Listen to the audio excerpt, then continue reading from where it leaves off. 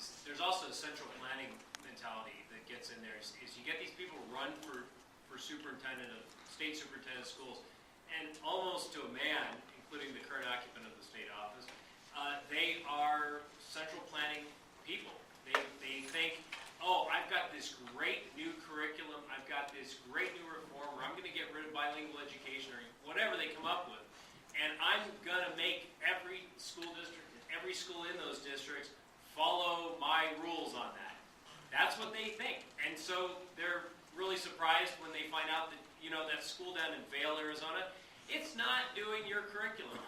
That school's not doing it, or even if the school says they're doing it. So what they do is then they pile up the paperwork. They have to prove somehow that they've actually made this reform. So they require that the school district fill out a ton of extra paperwork. Sometimes that, once you pile up the paperwork enough, you have to hire an administrator to fill out the paperwork. And so you create, and so then, of course, then they say, well, we can't hire this administrator, without more money, because we got to do your paperwork. So then it's like this cycle that feeds on itself. You have these dumb reforms that don't work. People have to do a lot of paperwork for them, and then the districts rightly complain that they need more money to hire the administrators. So they go back to legislature and say, hey, it's not fair. We have to do all this paperwork. We need more money. And then the cycle just repeats itself. And then, of course, they believe that they need money anyway, because they think somehow if we just dump enough money into this system, it's going to get better. Unfortunately, that's the last question we can take right now, but if we could thank all of our panelists and students.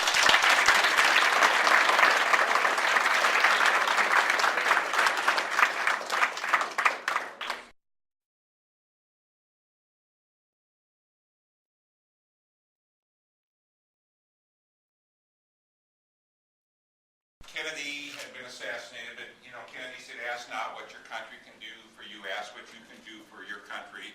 And my generation took that to heart.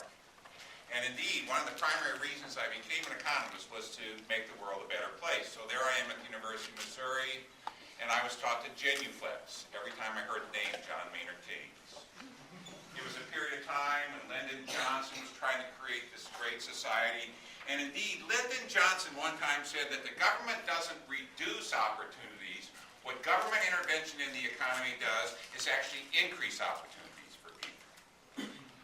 Then I went off to Duke University. Is there any more goofy faculty on the face of the earth than Duke University? My guys, they're so liberal, it's frightening. They're so far to the left. But then I moved to Arizona. Holy moly, daddy-oly. A free market state. My colleagues at ASU, with maybe one or two exceptions, are all very conservative free market economists, so I'm surrounded by wonderful colleagues. I used to have Senator Goldwater come and speak to my classes. That was a thrill a minute.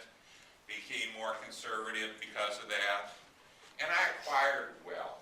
It's amazing how acquiring wealth will turn you conservative. I am a thumping free market economist. My research covers a lot of areas, but at the moment I'm busy defending free market ticket scalping against the onslaughts of Ticketmaster. So I'm a free market economist. Let me begin by talking about the basic truths that I've learned from economics. Now, one of the statements I hold most dear in life is that everybody has the right to pursue life, liberty, and happiness. So I take that as one of my credos. Pursuit of life, liberty, and happiness. And in the process of looking at economics, the first thing I've learned in economics is, hands down, nothing else comes close in terms of generating wealth than a free enterprise system. Certainly there are flaws in any economic system, but nothing else comes close to capitalism. The second thing I've learned in economics is, there are never free lunches in the world. Never, never, never, never, never, never, never free lunches. It's been about 10 years ago, having dinner one night. The phone rings, my daughter answers the phone. She starts leaping around the kitchen going, oh, Dad, guess what? There's somebody on the phone that wants to give us a free color TV set. I put my knife and fork down. I scream at her, you call yourself the daughter of an economist? Tell them to go to hell and hang up the phone.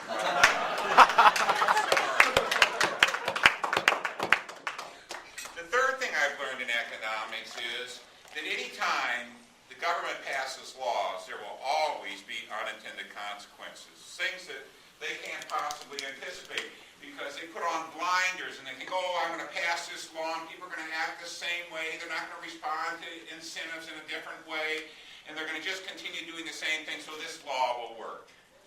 If I could pass any law in the United States, my law would be that before any other law is passed, you must go into the prisons, find the absolute slimiest, sleaziest people on the face of the earth, and ask them what they would do under the new law. How would you game under the new law? The fourth thing I've learned in economics, and this is the hardest thing to learn in economics, is I'm sorry, but a good heart is not enough to do good in the world. It is not enough to do good in the world. Just because you believe it in your heart, or if you really want me to slap you silly, tell me you believe it in your heart of hearts. Oh, there's a good one, my heart of hearts.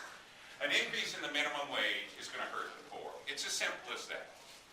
A law against selling tickets above face value are going to hurt consumers. Those kind of laws are going to hurt consumers. So, what economics has taught me is, just because you have good intentions doesn't mean you're going to make the world a better place. In fact, in many cases, you're going to make the world a worse place. You must deal in the mind. You must deal with facts. Winston Churchill one time said, if you're under 30 and not an economic liberal, you don't have a heart. But if you're over 30 and not an economic conservative, you don't have a mind. And there's a big element of truth to that statement. The next thing I've learned in economics is that, as far as I'm concerned, hands down, the greatest economist of all time is Milton Friedman. Not only is Milton Friedman the greatest economist of all time, I think he's one of the greatest people ever to walk the face of the earth.